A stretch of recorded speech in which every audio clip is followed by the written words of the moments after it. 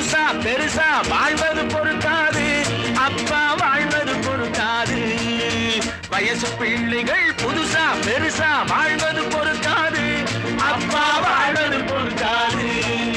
வாடகை சோபா 20 ரூபாய் விலைக்கு வாங்கினா